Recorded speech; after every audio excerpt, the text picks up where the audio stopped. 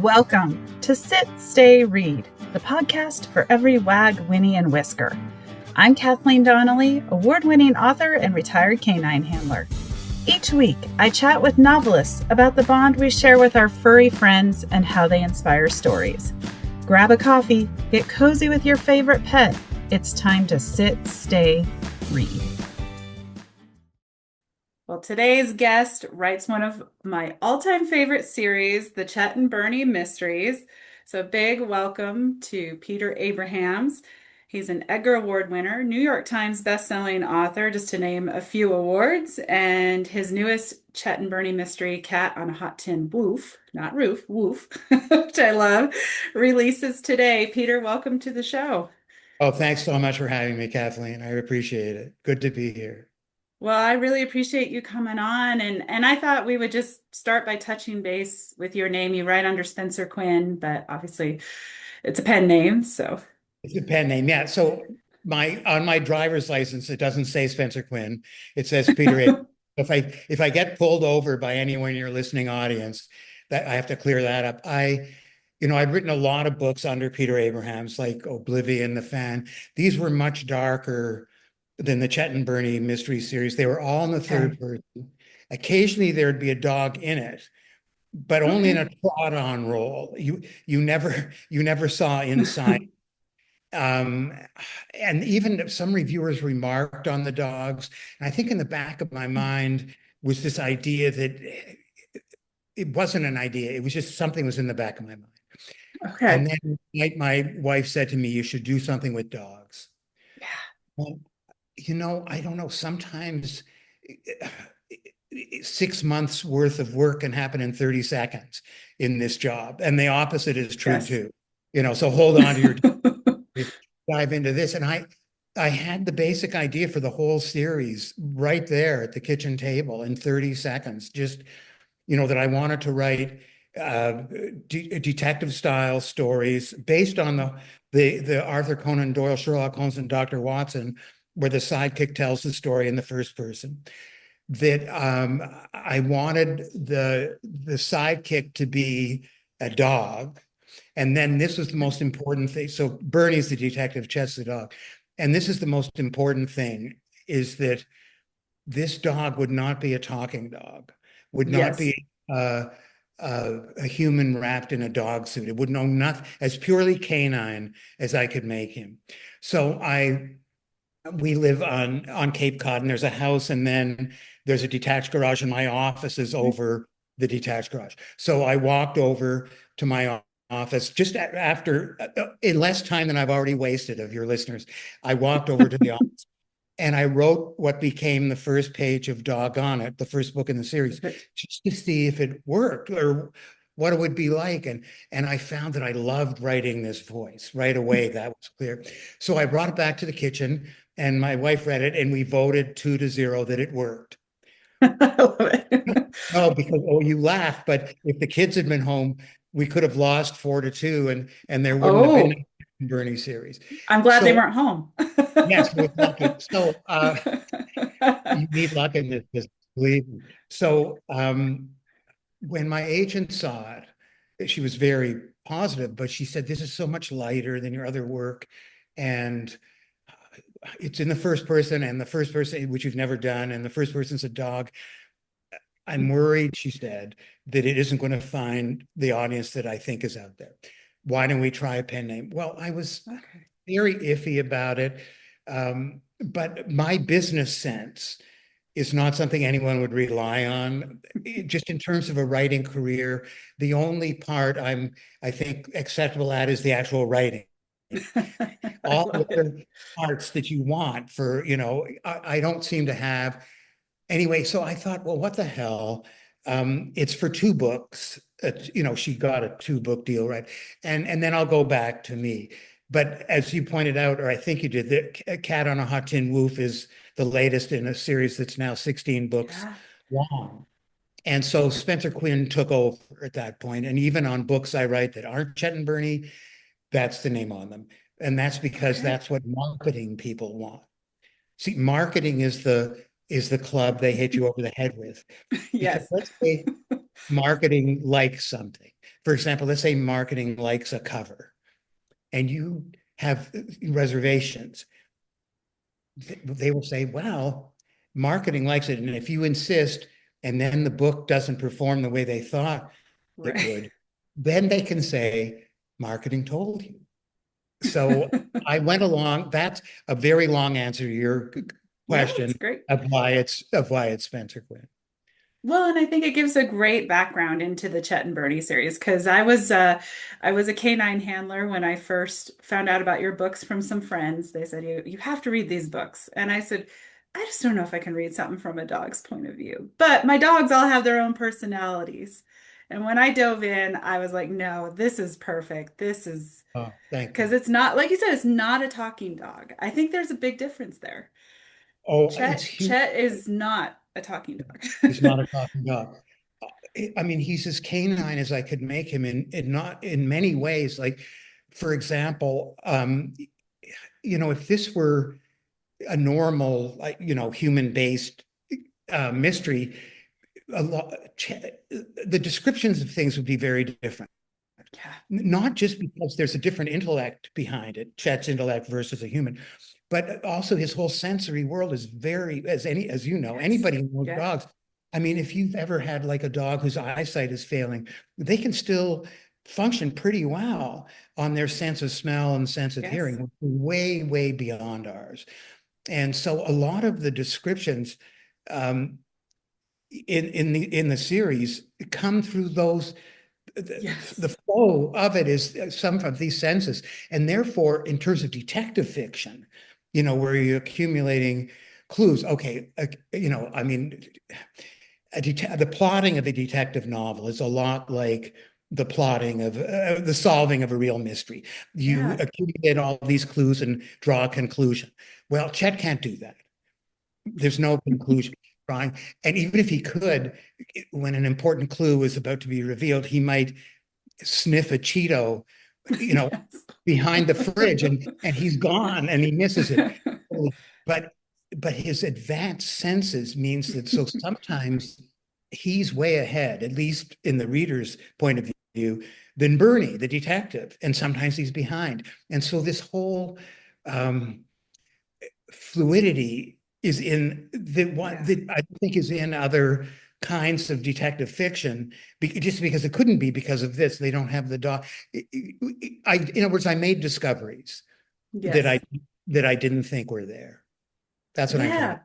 Yeah. Yeah. And it's fun because he's a little bit of an unreliable narrator and I think you've called him that. I think I've heard you say that and so it must be fun as a writer to play with that because you can give the readers just the right info, but also kind of we can be as distracted by a Cheeto or a Slim Jim or a steak tip as Chet Yes. is. Yes. Exactly. So yes, so it isn't. Yes, you're absolutely right, Kathleen. There's an unreliable narrator, which normally you have to get an MFA to be, to employ, Yeah. and I didn't, but I fell into it anyway. And I mean, embarrassingly, I shouldn't even. I love writing, and I don't know why. I just if I sit down, one of the things about anyone who's read a lot of, mystery fiction or any kind where there are series involved, you read the first one, you love it. You read the second one, you love it. But then on the third, you're kind of pushing yourself to finish. And I think part of the writer didn't forget how to do it, Yeah. lose his or her technique. It's not that. It's the enthusiasm for the project wore off. And there's no faking that. The No. voice chat I just started and my enthusiasm is right there. I think what I've learned over the course of the series is there's much more that I can do with it than I thought originally. And Yeah. therefore, you could actually jump into this series on any book. You wouldn't have had to have Yes. read, the in order. Chet would never ask that question. What order should they be read in? No. No, he wouldn't. And I'll admit, I've read him a bit out of order, and so I completely agree. It was just sort of like I said, my friends recommended it. They did give me the first book, doggone it, and then I think there was a holiday book, and I just they were fantastic, and they Oh, can thank you. definitely be read out of order. So, Yeah. well, let's dig into Cat on a Hot Tin Woof. Uh, as fun a mystery as ever. And of course, I had to laugh because we have a cat. We have Miss Kitty, and she's missing. Tell us a little bit about the book and where the idea came from. Well, I think the ideas just sort of come from living in, 2025 or, when I wrote it. You know, things seep in and they enter the world of Chet and Bernie. So when I began the series, I mean, it wouldn't have even made sense, this book, I don't think, because it's about an online influencer, you Yeah. know, on in social media, who's this teenage girl, and her name's Biddy, that's her nickname. And one day, she and her mother, that's a divorced mother, and they're really struggling financially. And one day, this cat just turns up, and they adopt the cat, and the cat, one day, Biddy just, she's noticed the cat has this sort of, I don't know what you'd call it, even a zen like look at times. Yeah. And she makes a little video of just the cat looking at something, and posts it, and it immediately starts attracting lots and lots of people, and they build it becomes this business with millions of people and Hollywood agents. And then one day, Miss Kitty, that's the name of the cat, disappears. And the case is for Chet and Bernie to find Miss Kitty, to do it quickly, and no one can know, because if the Hollywood people Yeah. and the movie people, or all these millions of fans, they can't find this out.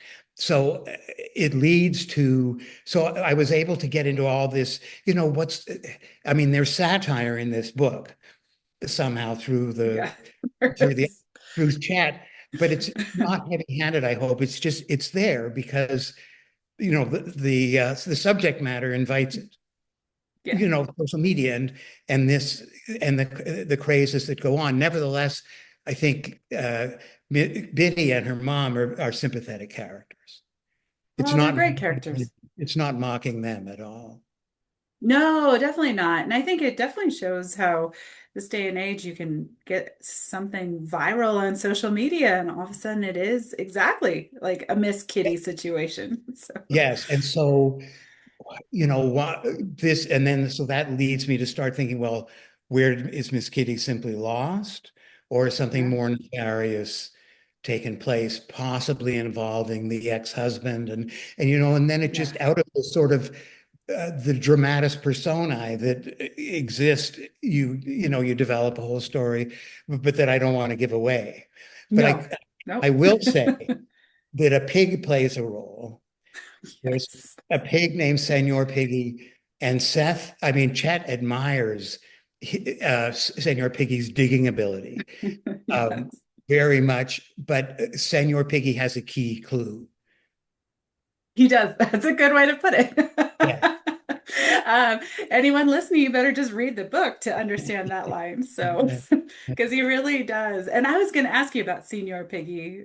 He just, oh my gosh, what a great character through Chet's eyes, and just so much fun. You've had an elephant, you've had a reindeer. I mean, so many different animals. Do you sit down and think, okay, who's Chet going to face this time?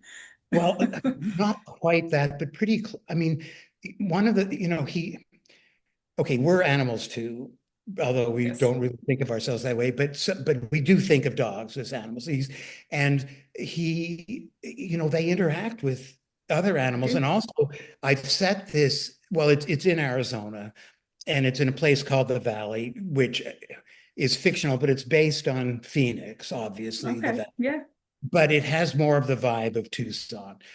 But what I wanted a big metropolis, but surrounded by vast wilderness, Yeah. because Chet could have these adventures. So that's how the whole animal thing, the other animals he interacts with, came in. So I mean, there have been sheep and horses, and he has opinions, very strong opinions about all these animals. Yes. And He certainly does. Senor Piggy is one. Yes. Yes. I really like Senior Piggy. I was curious where you were going to go with Senior Piggy when we met him. And then, like you said, that key clue that everyone's He, going to have to read about. I love it. Bernie's such a great guy. We have to talk about Bernie a little bit. Here he is a PI. He's just like I think Chet would call him the tip top guy. And that's a great description, except for maybe too many Hawaiian pants. I think I've heard Chet complain about Well, that, maybe. Bernie has, I mean,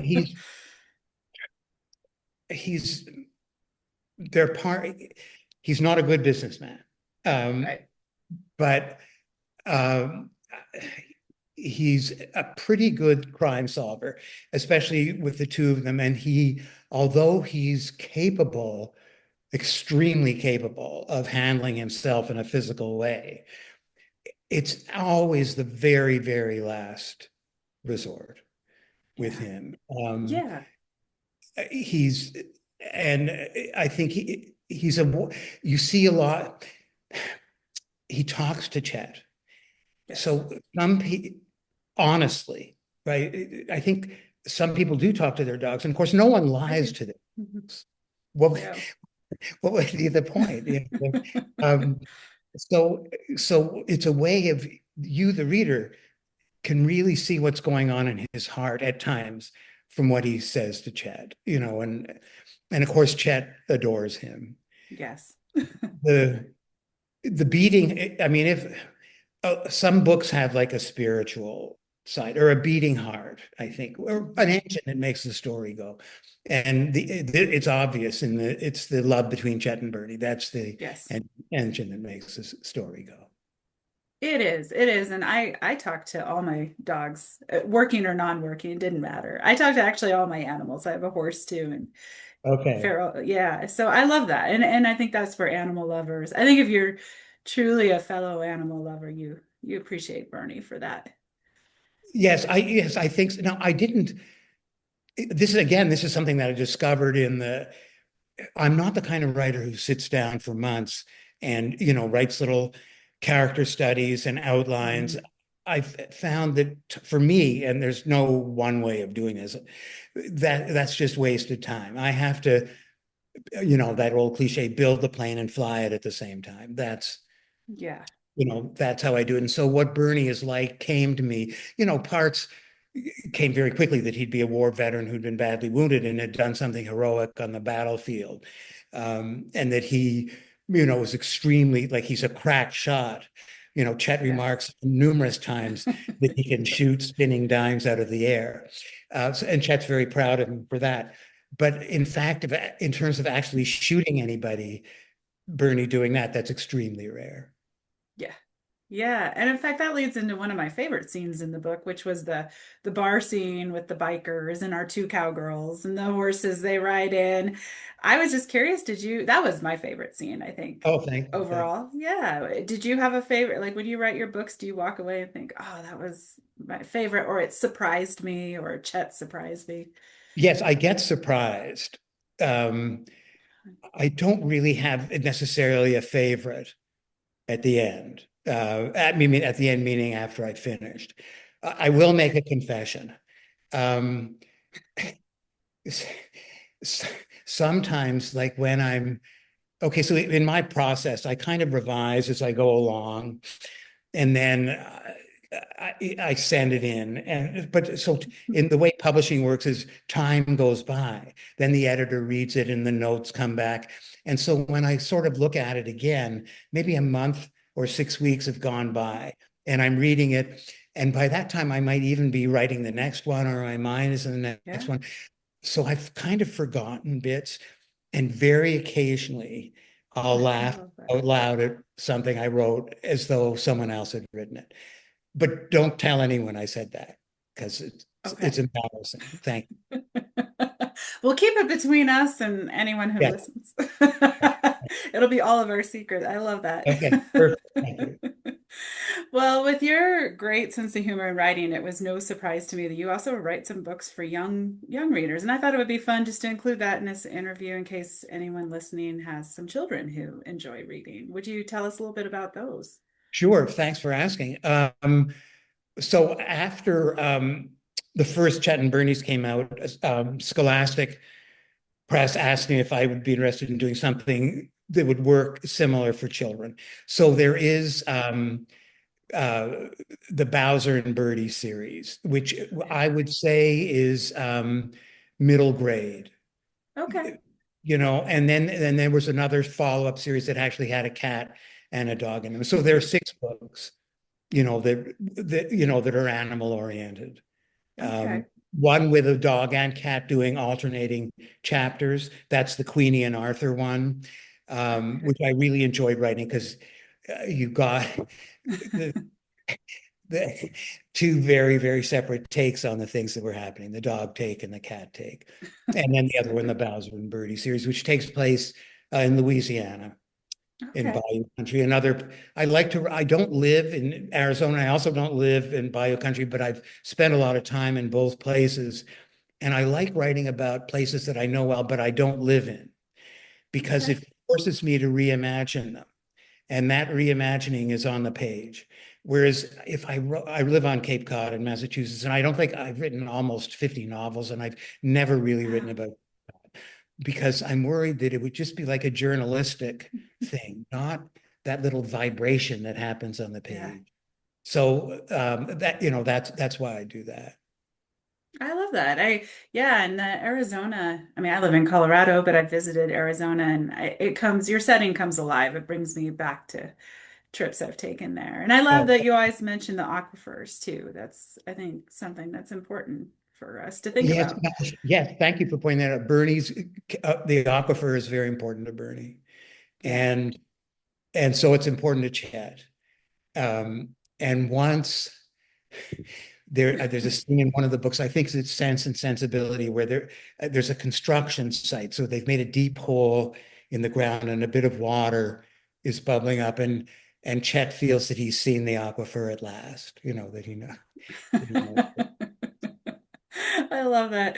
Oh gosh, Chet is just so much fun. So what's up next for Chet and Bernie? Did I Well, see a I've holiday? no, well, I've written the next one's written. It'll be Okay. out in 2027 at around, April, say, Okay. similar time. It concerns, and interesting, Kathleen, that you bring up other animals. It concerns um, two competing paleontologists and a giant Nice. tortoise that once roamed the Southwest and has long thought been extinct. But is it? And a body turns up, and yeah, so it's about a possibly not extinct tortoise. And will Chet meet this giant tortoise? Oh, I can't wait for him. I'm sure he will. And I can't wait to hear what he thinks about the tortoise. Well, you Or see, read, I should say. in a few of the books, he has met your regular Gopherus tortoise that people who Yeah. are from the desert have seen, but we're just a small creature. It's not big, and in fact, Seth likes to. I mean, Chet. I don't know. Chet likes to. He likes to flip the tortoises. Okay. If this giant tortoise exists, that won't be possible for Oh, Chet. true. Yeah, there won't be Yeah. flipping. Oh, I look forward to Thank you. it. No. We have to wait a year, but that's Yeah. okay. Now, for readers who want to learn more about you or just keep in touch, I know you have your website, but where else can they go? Well, on Facebook, there's Chet the dog. Chet has a Facebook page, and that would be the primary place. Okay. There's a lot of activity there. Um, for example, there's a friend of the month. People, I noticed people were sending in photos, a lot of their dogs, and not just dogs, but cats and birds and stuffed animals and other things like that. So every month, a random number generator picks a winner, and that winner is Chet's friend of the Fun. month. And they become, on Facebook, there's a profile pick. So that winner becomes the profile pick, and Okay. the human companion gets a signed copy of the latest book in the series. Oh, So fun. there is activity, and you can just some of I mean, the people are great, and they're all animal lovers, of course, Yeah, and they send in these pictures, and the pictures are great too. So if you just I like to love look it. at pictures of dogs and cats, there are plenty of. Oh, perfect. Perfect. I just joined the page, so I'll have to go over and check that out. So that's fun. Thank That'll you. be fun for listeners to go and do that too. Well, thank you so much for coming on the show today. I really appreciate it. Oh, the pleasure is mine, Kathleen. Thank you so much for having me. Yeah, and everyone, the latest book is Cat on a Hot Tin Woof. Make sure you check it out. And these are fun, fun mysteries, especially if you need a good laugh. And until next time, keep your tails wagging and pages turning. Thanks for joining me today. Sit, Stay, Read is a part of the Authors on the Air Global Network. If you enjoyed today's author interview, be sure to leave a review and share the episode with a fellow animal-loving reader. If you're curious about the world of working dogs and wilderness adventures, please check out my books at KathleenDonnelly.com.